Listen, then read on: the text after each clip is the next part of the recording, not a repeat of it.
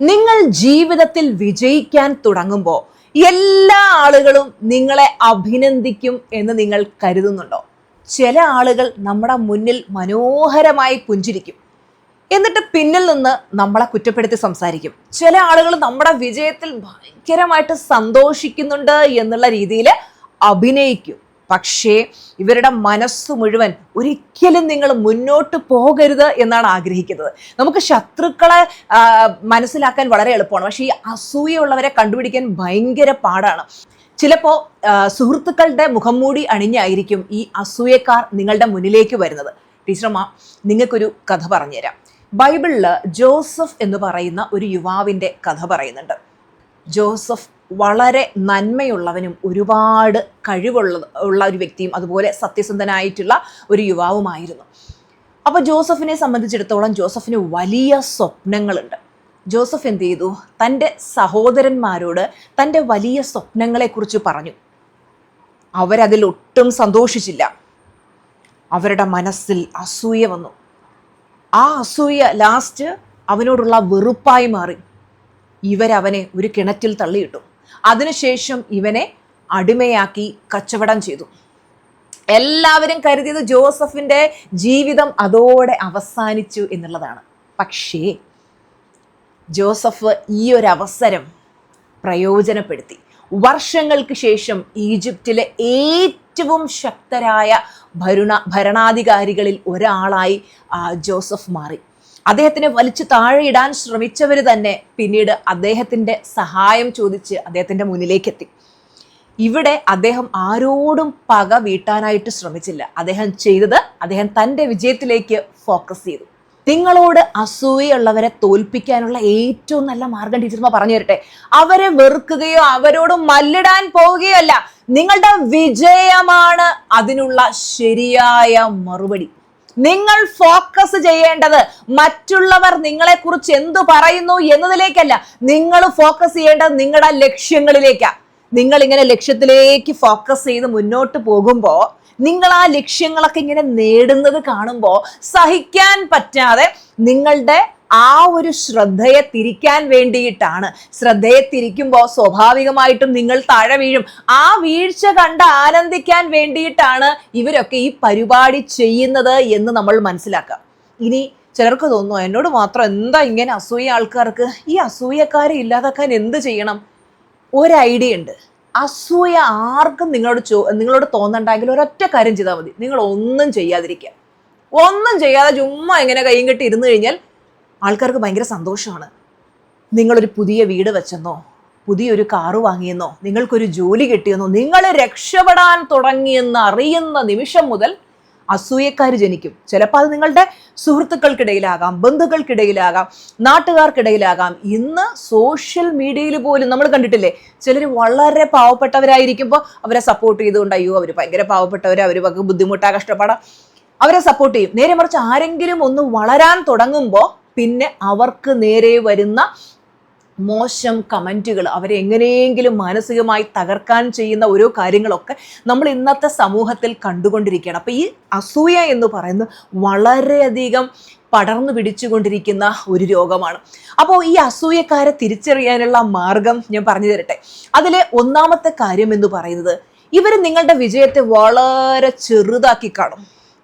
ഓ, അവൾ വലിയ കാറ് വാങ്ങിച്ചു, എനിക്ക് ഇതിനെക്കാട്ടി വലിയ കാറ് എനിക്കുണ്ട്. പിന്നെ അവളുടെ ഒരു വീട്, എൻ്റെ ആങ്ങളൊക്കെ ഇതിനെക്കാട്ടി വലിയ വീടുണ്ട്. അല്ല, അവൾക്ക് അവാർഡ് കിട്ടി, പിന്നെ അവൾക്കൊക്കെ എന്തിനാ അവാർഡ് കൊടുക്കുന്നത്? വേറെ പണിയൊന്നുമില്ലേ?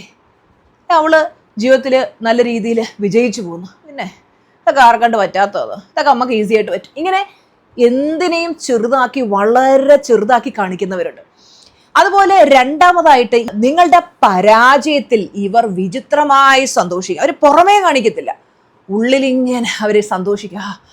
ഇവക്കൊരു പണി കിട്ടിയല്ലോ, ഇവള് ഇത്രയും നാളും ഇങ്ങനെ വിജയിച്ചു പോവായിരുന്നു, ഒരു പണി കിട്ടാനായിട്ട് ഞാനിങ്ങനെ നോക്കിയിരിക്കുകയായിരുന്നു. കണ്ടിട്ടില്ലേ, ചില ആളുകൾ ഇങ്ങനെ ഒരാൾ വളരുന്നത് കാണുമ്പോൾ ഈ അസൂയ ഇങ്ങനെ മനസ്സിലിങ്ങനെ കടിച്ചു പിടിച്ചിരിക്കുകയായിരിക്കും. ഇവർക്കെതിരെ ആരെങ്കിലും എന്തെങ്കിലും ഒന്ന് പറഞ്ഞെങ്കിൽ ഒരുമിച്ച് അവരെ അറ്റാക്ക് ചെയ്ത് എങ്ങനെയെങ്കിലും ഇവരെയൊക്കെ മാനസികമായിട്ട് തകർക്കണമെന്നൊക്കെ ചിന്തിക്കുന്ന മനുഷ്യരുണ്ട്. നിങ്ങൾക്ക് തോന്നുന്നു മക്കളെ, ഈ അസൂയയും കുശുമ്പും കുന്നായ്മയും കൊണ്ട് നടക്കുന്ന ആരാ ജീവിതത്തിൽ വിജയിക്കുന്നത്? കുറെ പൈസ ഉണ്ടാക്കലല്ല വിജയം, മാനസികമായിട്ട് സന്തോഷവും സമാധാനവും വേണം. ഈ അസൂയയും കുശുമ്പും ഉള്ളവരൊക്കെ നെഗറ്റീവായിട്ടുള്ള ആൾക്കാർ, അവരെങ്ങും ജീവിതത്തിൽ ഒരു സന്തോഷം അനുഭവിക്കുക, ഒരു സമാധാനവും സ്വസ്ഥതയില്ല, അവർ തന്നെ തകർന്നടിഞ്ഞ അവസ്ഥയില്ല. അവർ തന്നെ ജീവിതത്തിലെ ഫ്രസ്ട്രേഷൻസ് ഒക്കെ തീർക്കുന്നത് ഇതുപോലെ മറ്റുള്ളവരെ കല്ലെറിഞ്ഞും മറ്റുള്ളവരെ കുറിച്ച് മോശം പറഞ്ഞ്. ഈ അസൂയുള്ളവർ അവരുടെ ഉള്ളിലെ ആ ഫ്രസ്ട്രേഷൻ തീർക്കുന്നത് എങ്ങനെയാണെന്നറിയാവോ?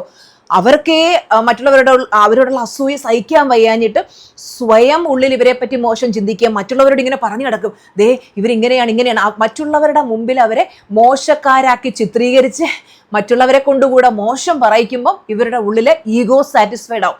മക്കളെ, നിങ്ങൾ മനസ്സിലാക്കേണ്ട, പോസിറ്റീവായിട്ടുള്ള നന്മയിലും സത്യത്തിലും ജീവിക്കുന്ന മനുഷ്യരാരും ഇങ്ങനെയുള്ളതിൻ്റെ ഒന്നും പുറകെ പോകത്തില്ല. ജീവിതത്തിൽ ലക്ഷ്യങ്ങളുള്ളവർക്ക് ഈ ആൾക്കാരെ കല്ലെറിയാനും വിമർശിക്കാനും ഒന്നും സമയമില്ല. അവരതിൻ്റെ ഒന്നും പുറകെ പോവില്ല. ഞാൻ എപ്പോഴും ആഗ്രഹിക്കുന്നത്, എന്നെ ഫോളോ ചെയ്യുന്ന, നിങ്ങൾക്കറിയാം ടീച്ചർമായ എന്ന വ്യക്തി കഴിഞ്ഞ 5 വർഷമായിട്ട് ഈ ഒരു മേഖലയിലുണ്ട്. നമ്മുടെ വീഡിയോസൊക്കെ ചെക്ക് ചെയ്താൽ നിങ്ങൾക്ക് കാണാൻ പറ്റും, വളരെ പോസിറ്റീവായിട്ടുള്ള വീഡിയോസ്. ഒരു വീഡിയോ പോലും നമ്മൾ ആരെപ്പറ്റിയും ഒരു മോശം പറഞ്ഞുകൊണ്ടോ ആർക്കും ദോഷം വരുന്ന രീതിയിലോ അങ്ങനെയുള്ള ഒരു കാര്യങ്ങളൊന്നും നമ്മൾ ഒരിക്കലും ചെയ്തില്ല. ലോകത്തിന് നന്മ ചെയ്യുന്ന ഒരു വ്യക്തി, എല്ലാവരും ജീവിതത്തിൽ രക്ഷപ്പെടണം, എല്ലാവരും ആ പോസിറ്റിവിറ്റിയിലേക്ക് വരണമെന്നുള്ള ആ ഒരു നല്ല മനസ്സ് മാത്രമാണുള്ളത്. അതുകൊണ്ട് തന്നെ ടീച്ചർമയ്ക്ക് ഓരോ നിമിഷവും സക്സസ് ലഭിച്ചുകൊണ്ടിരിക്കുകയാണ്, സക്സസിന് മീതെ സക്സസ് ലഭിച്ചുകൊണ്ടിരിക്കുകയാണ്. അപ്പോൾ എനിക്ക് എല്ലാവരോടും പറയാനുള്ളത്, നമ്മൾ സത്യത്തിലും നന്മയിലും ജീവിച്ചാൽ മാത്രമേ നമുക്ക് ശരിയായ സക്സസ് ഉണ്ടാക്കിയെടുക്കാൻ പറ്റുള്ളൂ. അപ്പോൾ അസൂയയുള്ള ആളുകളുടെ 3ാമത്തെ ലക്ഷണം എന്ന് പറയുന്നത്, അവർ നിങ്ങളുടെ ആത്മവിശ്വാസത്തെ തകർക്കാൻ വേണ്ടി ശ്രമിച്ചുകൊണ്ടിരിക്കും. നിങ്ങൾ അവരോട് എന്തെങ്കിലും ഒരു നല്ല കാര്യം ചെയ്യാനായിട്ട്, ഇപ്പോൾ നിങ്ങളൊരു ബിസിനസ് തുടങ്ങുന്നു എന്ന് പറഞ്ഞു കഴിഞ്ഞാൽ പറയാം, ഈ ബിസിനസ് തുടങ്ങാൻ, അത് ഈ ബിസിനസ്സാ, നിനക്ക് നിന്നെക്കുറിച്ച് ഒരു ബോധമില്ലേ, നീ എങ്ങാണ്ട് വിജയിക്കാൻ പോകുന്നു, നിന്നെക്കാട്ടിയും കഴിവുള്ള ആൾക്കാർ കണ്ടില്ല ഇതൊക്കെ ചെയ്തിട്ട് അവർ വിജയിക്കുന്നില്ല, പിന്നെയാണോ നീ ഒന്നും ഒരു കാലത്തും ബിസിനസ് ഒന്നും ചെയ്താൽ വിജയിക്കാൻ പോകുന്നില്ല, അല്ലെങ്കിൽ നിന്നെ കൊണ്ട് അതൊന്നും നേടാൻ പറ്റില്ല, കൊക്കിലൊതുങ്ങുന്നത് കൊത്ത്, ഇതൊക്കെ വലിയ കാര്യങ്ങളാ, അതൊന്നും നിന്നെ കൊണ്ട് കൂട്ടിയാൽ കൂടില്ല എന്നൊക്കെ പറഞ്ഞ് നമ്മുടെ ആത്മവിശ്വാസത്തെ തകർക്കാനായിട്ട് ഈ ആളുകൾ ശ്രമിച്ചുകൊണ്ടിരിക്കും. 4ാമത്തെ കാര്യം എന്ന് പറയുന്നത്, ഇവര് നിങ്ങളുടെ മുന്നിൽ നല്ലവരായിട്ട് അഭിനയിക്കും.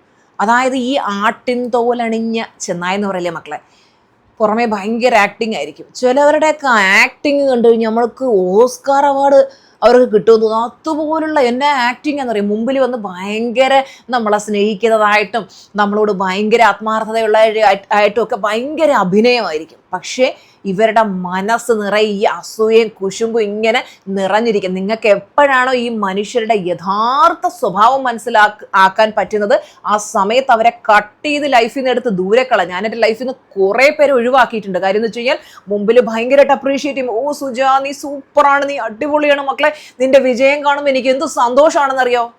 പക്ഷേ ഇവർ പിന്നിൽ മറ്റു പലരോടും നമ്മളെപ്പറ്റി ഇങ്ങനെ മോശമായിട്ട് പറഞ്ഞു കിടക്കും. നമ്മുടെ വിജയം കാണുമ്പോൾ ഇവർ കരയും, നിലവിളിക്കും, അസൂയ, സഹിക്കാൻ പറ്റാത്ത അസൂയ.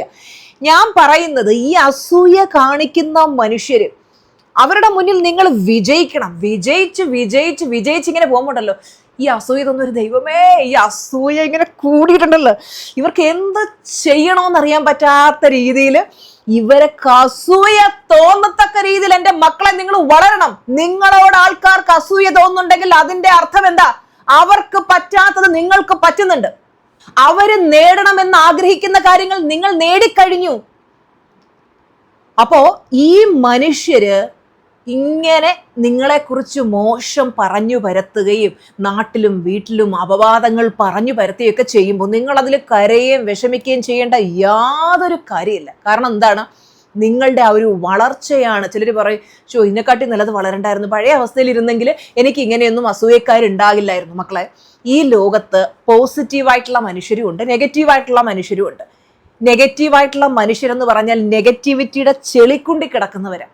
ഇവരൊക്കെ എന്താണ് പോസിറ്റിവിറ്റി എന്ന് പോലും അറിയില്ല. ഇവരുടെ വിചാരം എന്താ? ഞങ്ങൾ ഭയങ്കര പോസിറ്റീവാണ്. അങ്ങനെ പോസിറ്റീവായിട്ടുള്ള മനുഷ്യരൊന്നും ഇതുപോലെയുള്ള അസൂയയും കുശുമ്പും കെടുമ്പും ഒന്നും കൊണ്ട് നടക്കത്തില്ല. നിങ്ങൾ നോക്കിക്കഴിഞ്ഞാൽ നല്ല പോസിറ്റീവായിട്ടുള്ള മനുഷ്യർ, അവർ ഗോള് സെറ്റ് ചെയ്ത് അവരുടെ വിജയത്തിന് വേണ്ടി വർക്ക് ചെയ്തുകൊണ്ടിരിക്കും. അവർ നോക്കാൻ പോകത്തില്ല ആരെന്നെക്കുറിച്ച് എന്ത് പറയുന്നു. സോഷ്യൽ മീഡിയയിൽ കണ്ടിട്ടില്ലേ വളരെ ഫേമസ് ആയിട്ടുള്ള സെലിബ്രിറ്റീസിനെയൊക്കെ പറയുന്നത്? അവർ രാവിലെ എഴുന്നേറ്റിരുന്ന, അയ്യോ ഇന്നാൾ എന്നെക്കുറിച്ച് എന്താ പറയുക, അവർ നോക്കാൻ പോകില്ല. കാര്യം എന്താ? അവർക്ക് ജീവിതത്തിൽ ലക്ഷ്യങ്ങളുണ്ട്. അതുപോലെ എൻ്റെ മക്കൾ എന്ത് ചെയ്യണം? നിങ്ങളുടെ ലക്ഷ്യത്തിലേക്ക് മാത്രം ഫോക്കസ് ചെയ്ത് ധൈര്യമായിട്ട് മുന്നോട്ട് പോവാ. ഈ അസൂയക്കാരും കുശുമ്പ് പിടിച്ച ആൾക്കാരുടെ ഒക്കെ പോയി പണി നോക്കാൻ പറ. ഒഴിവാക്കി നിർത്തി ഇവരെയൊക്കെ ജീവിതത്തിൽ. നിങ്ങൾക്ക് തോന്നുകയാണ് ഈ വ്യക്തി എനിക്ക് ഒട്ടും സൂട്ടബിൾ അല്ല, എൻ്റെ വിജയത്തിന് സഹായിക്കുന്ന ഒരു വ്യക്തിയല്ല, ഇവരെയൊക്കെ അടുപ്പിച്ചു കഴിഞ്ഞാൽ നമുക്ക് പണിയാൻ തോന്നിക്കഴിഞ്ഞാൽ സ്റ്റേ അവേ ഫ്രം ദം മക്കളെ. അവരോട് മൈൻഡ് ചെയ്യാനേ പോണ്ട. അവരെന്ത് പറയും എന്ത് ചെയ്തോട്ടെ. കർമ്മ എന്ന് പറഞ്ഞിട്ടൊരു കാര്യമുണ്ട്, നിങ്ങൾക്കറിയാം. നമ്മൾ ചെയ്യുന്ന സത്കർമ്മത്തിന് സദ്ഫലവും മോശം കർമ്മത്തിന് മോശം ഫലവും ലഭിച്ചുകൊണ്ടിരിക്കും. ഇവർ ഈ ചെയ്തു കൂട്ടുന്ന പാപത്തിന്റെ ഫലമെല്ലാം കൂടെ മുതലും പലിശയും പലിശയുടെ പലിശയും കൂട്ടുപലിശ എല്ലാം കൂടെ ചേർത്ത് ഇരുപ്പത് കിട്ടുമ്പോൾ അവരുടെ ഈ അസൂയ അതോടെ ഇല്ലാതാവും. ഒരു സമയത്ത് അവർ ആലോചിക്കും, ഞാൻ ഇന്ന വ്യക്തിയോട് ഈ മോശമായി പെരുമാറിയതിൻ്റെ ഫലമാണല്ലോ ഇന്ന് ഞാൻ അനുഭവിക്കുന്നത് എന്നോർത്ത് വിങ്ങിപ്പൊട്ടി കരയുന്നൊരു ദിവസം വരും. എൻ്റെ ജീവിതാനുഭവം ഞാൻ നിങ്ങളോട് പറയാം. എന്നോട് ഇങ്ങനെ ദ്രോഹം ചെയ്തിട്ടുള്ള മനുഷ്യരൊക്കെ ഉണ്ട്. അവരൊക്കെ over a period of time അവർ എൻ്റെ കൺമുന്നിൽ ദൈവം കാണിച്ചു തന്നിട്ടുണ്ട്. അവരൊക്കെ പല വളരെ, അതായത് എന്താ പറയുക, നമുക്കൊന്നും കണ്ടു നിൽക്കാൻ പോലും പറ്റാത്ത രീതിയിൽ അത്രയും വിഷമകരമായ സാഹചര്യങ്ങളിലൂടെ കടന്നുപോയി അത്രയും കിടന്ന് അനുഭവിക്കുന്നത് എൻ്റെ കൺമുന്നിൽ ദൈവം കാണിച്ചു തന്നിട്ടുണ്ട്. അപ്പോൾ അനുഭവത്തിൽ നിന്ന് ഞാൻ പറയുകയാണ്, നിങ്ങൾ എന്താ പറയുന്നത്, ഇങ്ങനെയൊക്കെ അസൂയയും കുശുമ്പും കുന്നായ്മയൊക്കെ ഉള്ള മനുഷ്യരോട് കിടന്ന് മല്ലിടാനോ അവരെപ്പറ്റി ചിന്തിക്കാനോ പോവാതെ നിങ്ങൾ നിങ്ങളുടെ ലക്ഷ്യത്തിലേക്ക് ഫോക്കസ് ചെയ്ത് പോവാം കേട്ടോ. ഈ അസൂയക്കാരെ തിരിച്ചറിയാനുള്ള 5ാമത്തെ മാർഗം എന്താണെന്നറിയാവോ? ഇവര് നിങ്ങളുടെ മുന്നിലുള്ള ആളുകളുമായിട്ട് നിങ്ങളെ കമ്പാരിസൺ ചെയ്യും. ഇപ്പോൾ ഒരു ബ്യൂട്ടീഷ്യനാന്ന് വെച്ചോ, മറ്റേ ആ ബ്യൂട്ടീഷ്യനെ കണ്ടില്ലേ, അവർ സൂപ്പറാ അടിപൊളിയാന്നൊക്കെ പറയും. അപ്പോൾ നിങ്ങളുടെ മനസ്സിലായോ ഞാൻ കൊള്ളത്തില്ലേ, അല്ലെങ്കിൽ ഇന്നാരെ നോക്കൂ അവർ നല്ല രീതിയിൽ ഇങ്ങനെയൊക്കെ ചെയ്യുന്നുണ്ട്. കാര്യം എന്താ, നിങ്ങളുടെ മനസ്സിലേക്കൊരു ഫീലിംഗ് ഇട്ട് തരികയാണ്, നിങ്ങൾ പോരാ, നിങ്ങൾ കൊള്ളില്ല. ഡയറക്റ്റ് പറയാൻ പറ്റുന്നില്ല, അപ്പോൾ ഇൻഡയറക്റ്റ് ആയിട്ടുള്ള അറ്റാക്കിംഗ് ഒക്കെ ഉണ്ടാവും. അപ്പോൾ മക്കളെ, ഞാൻ നിങ്ങൾക്ക് തരുന്ന ആക്ടിവിറ്റി എന്ന് പറയുന്നത്, നിങ്ങൾ ചെയ്യേണ്ടത് നിങ്ങളൊന്ന് എഴുതുക. എന്നെ ജീവിതത്തിൽ പ്രോത്സാഹിപ്പിക്കുന്ന വ്യക്തികൾ, അവരുടെ പേരെഴുതുക. എൻ്റെ ജീവിതത്തിൽ എന്നെ തളർത്തുന്ന വ്യക്തികൾ, അവരുടെയും പേരെഴുതി വെക്കുക. എന്നിട്ട് നിങ്ങൾ തീരുമാനമെടുക്കുക ആരോടൊക്കെയാണ് സഹകരിക്കേണ്ടത്. കാര്യം ജീവിതത്തിൽ വിജയിക്കണമെങ്കിൽ നല്ല മനുഷ്യരോടൊപ്പം കൂട്ടുകൂടണം. ഇപ്പോൾ നമ്മുടെ ക്ലാസ്സുകളിൽ വരുമ്പോൾ അവിടെ ഒരു നല്ല കമ്മ്യൂണിറ്റിയാണ്. നമ്മൾ പോസിറ്റീവായിട്ടുള്ള കാര്യങ്ങൾ മാത്രമാണ് ചർച്ച ചെയ്യുന്നത്, ടീച്ചർമാർ നല്ല കാര്യങ്ങൾ മാത്രമാണ് പറഞ്ഞു കൊടുക്കുന്നത്.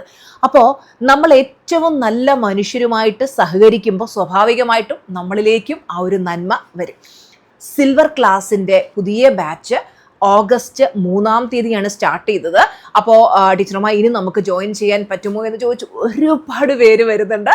നമുക്ക് എല്ലാ പ്രാവശ്യത്തിനെക്കാട്ടിയും അഡ്മിഷൻ നല്ല രീതിയിൽ വന്നു കഴിഞ്ഞു. അപ്പോൾ ഇനി ജോയിൻ ചെയ്യാൻ പറ്റുമോ എന്ന് ചോദിക്കുന്നവരോട് 3, 4, 5, 6, 7-ാം തീയതി വരെ, ഓഗസ്റ്റ് 7-ാം തീയതി വരെ അഡ്മിഷൻ ഉണ്ട്. ചിലർ വിചാരിക്കും 7-ാം തീയതി ജോയിൻ ചെയ്യാം. അങ്ങനെയല്ല, as early as possible join ചെയ്യുക. കാര്യം അപ്പോൾ 7-ാം തീയതി ജോയിൻ ചെയ്യുന്നവർ ചിലർക്ക് തോന്നും ഇത്രയും ദിവസത്തെ ക്ലാസ് നഷ്ടമായല്ലോ എന്ന്.